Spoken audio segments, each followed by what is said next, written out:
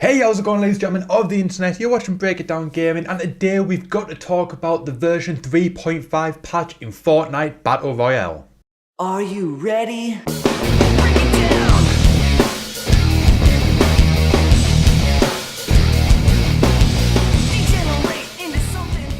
Now this patch is absolutely huge. There's so much stuff added to the game. Some of the stuff great, some of the stuff I'm not entirely sure whether it's going to be seen as great or it's going to be seen as a bad thing by the Fortnite community. But one thing that is great is the brand new replay feature. That is right, you can actually replay your matches as a whole, the whole match, and then you can go back and you can watch them from different angles.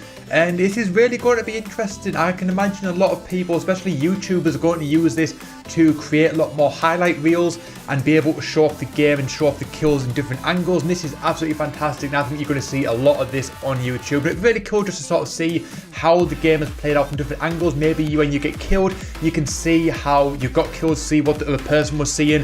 I think it's going to be a really good tool to analyze how you play and how you can improve. And like I said, in terms of being able to make videos of it, I think it's going to have a lot of benefits, and I think a lot of people are going to start using it, and I'm super excited about it. But one thing I am not that excited for, well, actually I'm not that great of a builder, so this may come in handy, but that is the Port of Fort. This is basically an inventory item that when used creates a 1x1 fort that is 3 tiers high. So if you get in a struggle, someone starts shooting at you, you can use this and you can instantly have a fort to defend yourself. And although this is great for people that aren't necessarily skilled at building, this does kind of take a lot of the challenge out of it, because if you've got this item, fair enough, it's not exactly an elaborate fort and it could easily be pushed and it could easily be countered and taken over, and you could still get killed very easily with this fort.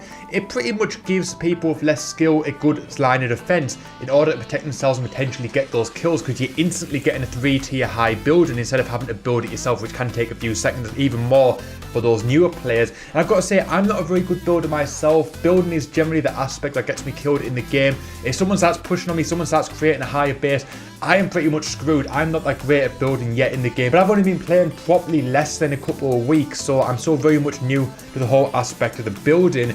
But I don't even like this feature in the fact that I don't want to have a base pretty much pre-made for me, because that's sort of taken all the challenge out, learn to build and learn to get better at the game. I can see why they've done it. I can see that they've done it in order to allow players with less skill to have more defense and not maybe get killed as quick as they do, and maybe allow them to get those kills and maybe get them keep playing the game. Because I imagine a lot of people get frustrated with the fact that you don't win very easy. It's a very tough game to beat.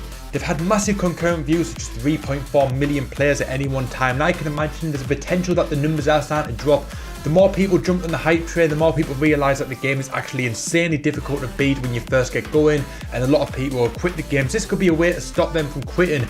But I think the whole point of the game, there's a big learning curve in this game, and you've got to grind, you've got to learn how to get good at the game.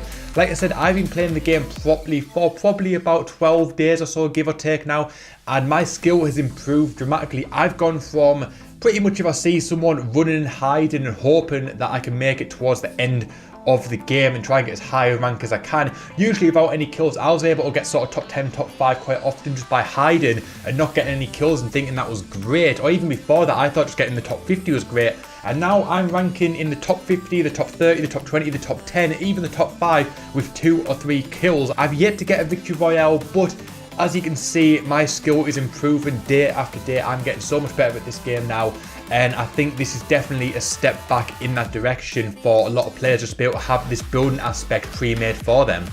Now, if you're still chasing that first victory royale, you've got a 50-50 chance of getting one now, because the limited time mode 50v50 version 2 is back. That is right, folks.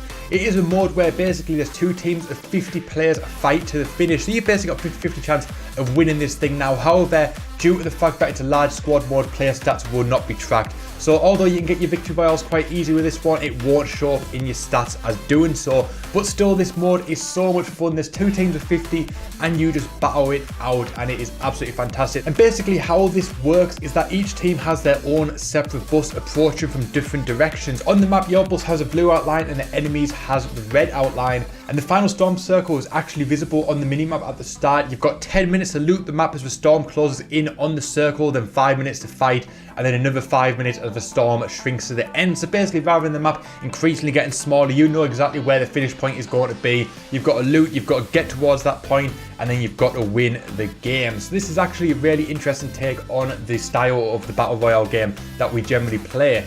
And supply drops now come in batches of 3 to 6. They fall every 2 minutes and only land in the final storm circle. So it is important that you get to that storm circle, the final circle, as quickly as possible, because the team that does is the one that's going to get all of the loot. And there will also be a new Builder Pro configuration. This configuration is similar to Combat Pro but optimized for fast placement of building pieces, walls, floors, stairs and roof with designated buttons on controllers. The first button press will switch to the map and building piece, and every press after that will place that piece. This is actually a really awesome thing in the fact that you don't have to switch back and forth between pieces. You know that Y, B, A, X or something like that, they all have different buttons assigned them for different pieces, so you can build things a lot quicker. This is actually a really awesome mode which I think a lot of people are going to like. But bear in mind, this mode isn't actually available just yet. This is coming very, very soon. The high explosive mode has just ended yesterday or today, I'm not entirely sure. I think the update today has ended the high explosive mode, which is a shame because I really like that mode. So this mode will be coming, I imagine, in the coming days or maybe in the next week or so. I am super, super excited about it and I cannot wait to play it. Some weapons have also got new equip and reload sounds, such as the epic and legendary assault rifle, the heavy shotgun, the pump shotgun, the bolt action sniper and the hunting rifle, and there's more variations to the fire sounds of the tactical SMG. So rather than everything just sounding the same, these are going to sound different. I suppose these are items that a lot of people do like using, and once you learn these sounds and you'll know that a player near you may have this weapon, you can plan accordingly.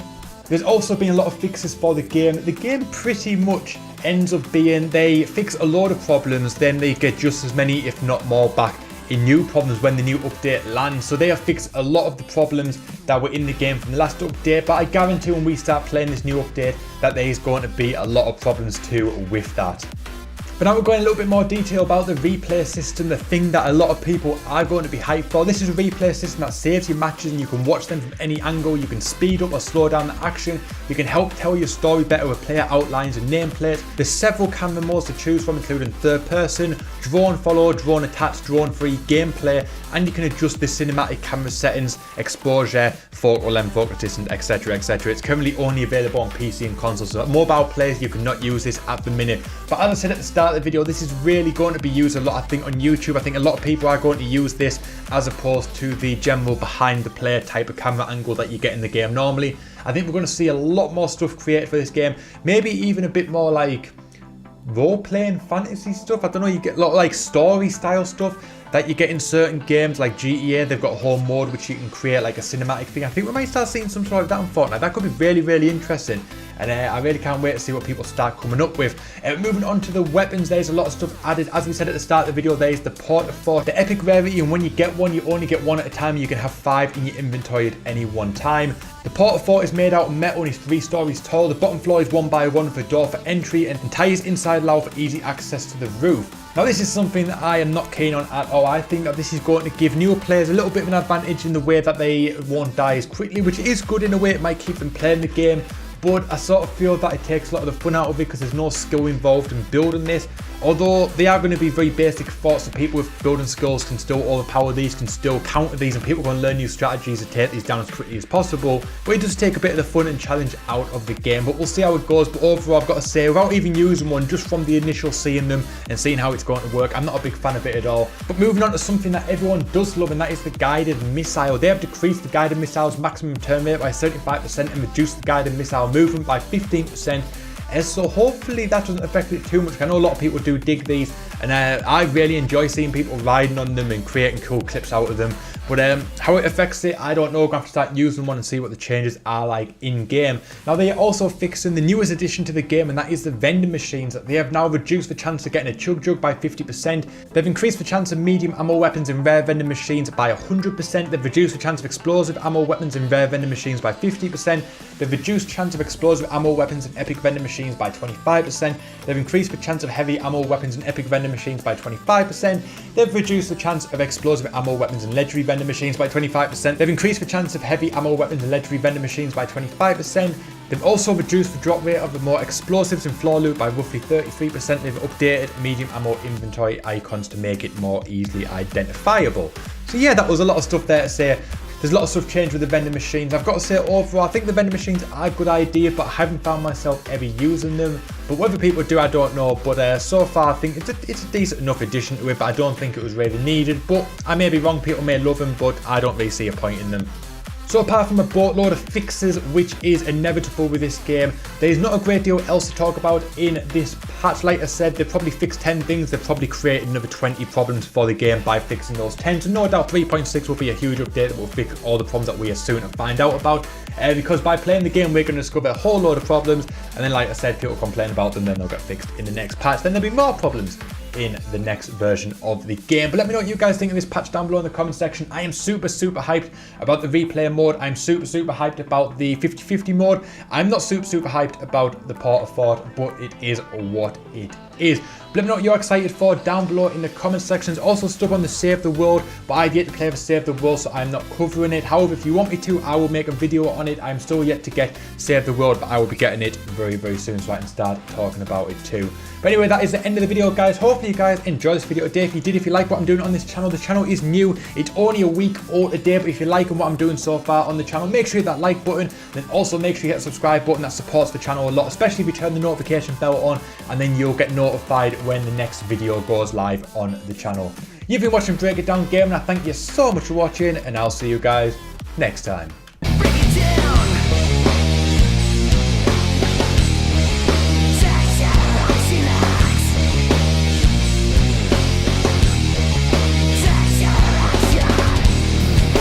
Tell me what to do. You know who you're talking to.